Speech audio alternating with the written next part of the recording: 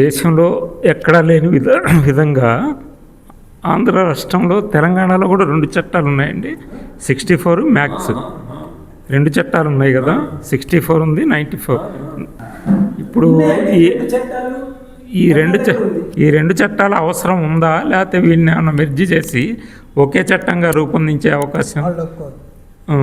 ఇప్పుడు వచ్చిన మార్పుల వల్ల అది అవసరం లేదు. ఎందుకంటే రాజ్యాంగం చాలా మారింది. ఇప్పుడు వీళ్ళు అలవాటు పడ్డరు, కొంత బ్యూరోక్రసీ అన్నెసరిగా అజమాయి చేయడానికి అలవాటు పడ్డరు. వీళ్ళు దాన్ని భరించడం అలవాటు పడ్డరు. కానీ ఎడ్యుకేట్ అయిన కొద్ది చూస్తే వాళ్ళకి పరిమితమైన హక్కులే ఉన్నాయి.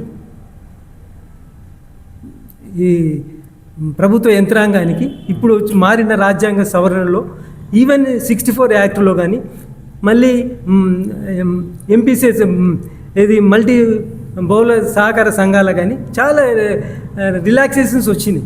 అంత అది లేదు.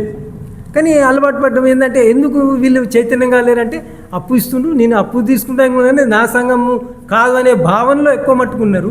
వీళ్ళు చెలాయించడానికి వీళ్ళు అలవాటు పడ్డారు కాబట్టి అది కొనసాగుతుంది. కానీ ఎన్లైటన్ అయితే మాత్రం అందరూ మరి ఎవరి పరిధిలో వాళ్ళు మంచిగానే చేసుకుంటారు.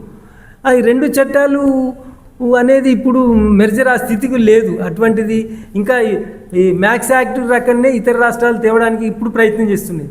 ఇంతకుముందు కొన్ని విడ్రా చేసుకునే, మళ్ళీ ఇప్పుడు ఈ మారిన రాజ్యాంగ సవరణల నేపథ్యంలో వాళ్ళు కూడా స్వతంత్ర సహకార చట్టాలను రూపొందించుకోవడానికి ప్రయత్నం చేస్తుంటారు ఇతర రాష్ట్రాలు.